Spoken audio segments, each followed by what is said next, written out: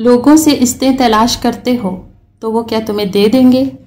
वो तो कल अच्छा कहते हैं परसों बुरा कहने लग जाते हैं।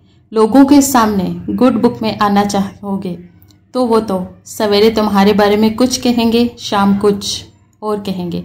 अपनी रूहानी ज़िंदगी आबाद करें, अपने मसले को वक्त दें और दुनिया से छुप कर इस मोबाइल को बंद करके और अपने आप से भी छुप के और तन्हा होके छुप के सारा कुछ अपने रब की बरगाह में पेश करें, उसके हजूर हाजिरी दें। सुनो न तरमीनी की हदीस और उसे याद रखना। नबी पाक अलैहिस्सलाम ने फरमाया, अपने दुख लोगों के सामने ना बयां करो, सेठों नवाबों को ना बताते फिरना, दुनियादारों के सामने जाके ना रोना कि मैं तकलीफ में हूँ। फरमाया, अगर दुनियादारों को दुख बताओगे रब तुम्हें कभी गनी नहीं करेगा। और लोग हैं कि उल्टा मजाक उड़ाएंगे। आपकी जिससे बड़ी पक्की यारी है ना, पक्की, वो तब तक पक्की है जब तक आपने 50,000 मांगा नहीं। और जिस वक्त आपने कह दिया कि मैं मजबूर हूँ मेरी मदद कर, तो फिर ख़त्म होगी दोस्ती। लोगों की तलकात आपके साथ तब तक हैं जब तक आप उनसे कोई ज़रूरत वाबस्ता नहीं करते। करीम महबूब फरमाने लगे, बंदों के सामने दुख बयां करना अल्लाह तुझे कभी गनी नहीं करेगा। तो अपने दुख अपने रब को बता। तू दुआएं मांग, उसकी बरगाह में हाजिर हो तो उसके हजूर अर्ज कर। फरमाया, अपने दुख अपने रब को बता।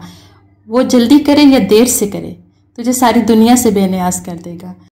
वो तुम्हें किसी का मोहताज नहीं रहने देगा। अपने मसले को अपनी दुआओं की। एक बुजुर्ग फरमाते हैं, मैंने दुआ मांगने का तरीका अपनी बीवी से सीखा। सीखने वाले तो अपने बच्चों से भी सीख लेते हैं, सीखने वाले तो हर एक से सीख लेते हैं। वो कहते हैं, मैंने दुआ मांगने का सलीका अपनी बीवी से सीखा है। हजरत, वो किस तरह? फरमाने लगे, मेरी बीवी ने ना मुझे कोई काम बताया, कुछ पैसों की ज़रूरत के लिए कहा, तो मैंने उसे कहा कि भाई अभी मेरे पास नहीं है, कुछ दिनों में आते हैं तो मैं दे दूंगा। औरतों की तो आदत होती है, वो बार बार याद कराती हैं। 2-4 दिनों के बाद फिर उसने कहा, हजरत वो मैंने कहा था कुछ पैसे। मैंने उसे कहा कि अभी मेरे पास नहीं है, कुछ दिनों में मिलते हैं तो मैं तुम्हें दे दूंगा। उसने कुछ दिनों के बाद फिर कहा, हजूर वो मैंने कुछ पैसे कहे थे।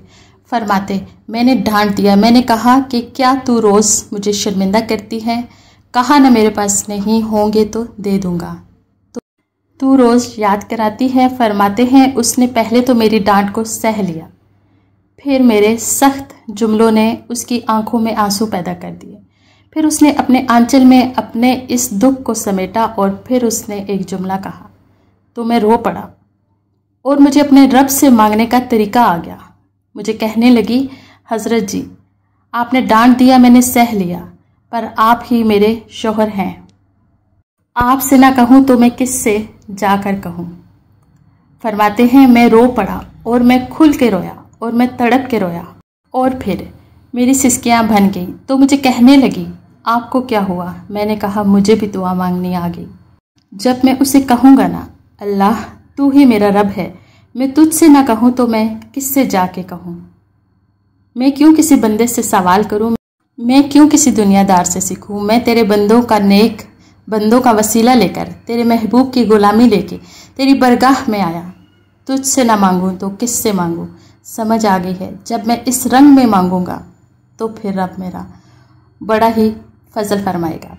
वो मेरे ऊपर बड़ी ही रहमत करेगा, मेरे लिए आसानियाँ करेगा। अजीज़ दोस्तों, हम इस तरह करने लग गए हैं कि हमने अपने तलकात पर एतमाद करना शुरू कर दिया है। मेरे तलकात बहुत हैं। हमने अपनी दौलत पर एतमाद करना शुरू कर दिया है। मेरे पास दौलत बहुत है। हमने अपने इल्म पर, अपनी शोहरत पर एतमाद करना शुरू कर दिया है कि मेरे पास फलां चीज़ बहुत है। याद रखना, जब बेनियाज अपनी सिफ्त बेनियाजी पे आता है तो बड़ी बड़ी दौलतों वाले भी मजबूर नज़र आते हैं। दोस्तों, जब इंसान का रिश्ता अपने मालिक के साथ होता है फिर तो गम भी कुछ नहीं कहते, परेशानियां भी कुछ नहीं कहती। फिर तो ज़िंदगी सब्र वाली, फिर तो ज़िंदगी तवक्कल वाली, फिर तो ज़िंदगी भरोसे वाली। फिर इंसान अपने आप को रुसवा नहीं करता दुनियादारों से, उम्मीदें उसकी ख़त्म हो जाती हैं। उम्मीद अल्लाह और उसके रसूल से लगा लेता है, मजबूत हो जाता है, मजबूत ताकतवर हो जाता है, खुददार हो जाता है, बावकार बाइज़्ज़त हो जाता है। हज़रत बहनोल दाना रहमतुल्लाह अलैह बैठे थे तो रास्ते में हारून रशीद से मुलाकात होगी तो अस्सलाम वालेकुम के बाद कहने लगा, हजूर कोई हुक्म हो तो बताइएगा। हज़रत फरमाने लगे, तेरा रब कौन है? उसने कहा अल्लाह। तो फरमाया, मेरा कौन है? कहा अल्लाह। फरमाने लगे, तू बड़ा बेवकूफ़ है, तू ये समझता है कि रब हारून रशीद को तो देगा और बेलोल दाना को भूल जाएगा। तेरा भी रब वही रहम है, मेरा भी वही रब है। उसने अगर तुझे दे के आजमाया है तो हो सकता है मुझे ना दे के आजमा रहा हो। जब उसकी हिकमत के तकाजे होंगे तो अता करेगा और देगा। अपनी इबादत, अपने वसाइल, अपने रोज़मर्रा के मामलात, अपनी दुआएं, अपना इस्तग़फ़ार, देखो कुछ मुश्किल काम तो नहीं। 2 रुकू हैं सूरत वाक़िया के, अगर रात को पढ़ ली जाए तो। मैं किस तरह ये बात बयान करूं कि तवीज़ बांटना आसान है और वजीफ़ा बताना मुश्किल। सारा दिन तवीज़ बांटें तो लोग लेने को तैयार हैं, और अगर आप वजीफ़ा बताएं तो कहते हैं ये तो मुश्किल काम है। अगर आपका तल्लुक़ कुरान पाक के साथ मजबूत हो, कुरान पाक के साथ अगर आपका रिश्ता हो, लोग सिफारिशें ढूंढते हैं दुनिया में कोई तल्लुक़ मिल जाए तो मेरा काम हो जाए।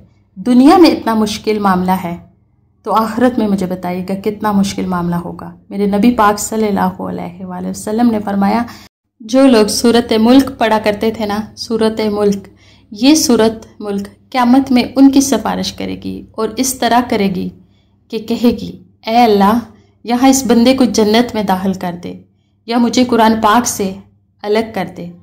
तो रब फरमाएगा, जा इसका दामन थाम के उसे जन्नत तक पहुँचा। बेशक मेरा रब रहीम और करीम है और वो दिलों का हाल जानता है। रब करीम से दुआ है वो मेरे और आपके, हम सब के सगीरा और कबीरा गुनाह को माफ़ फरमाए। आमीन।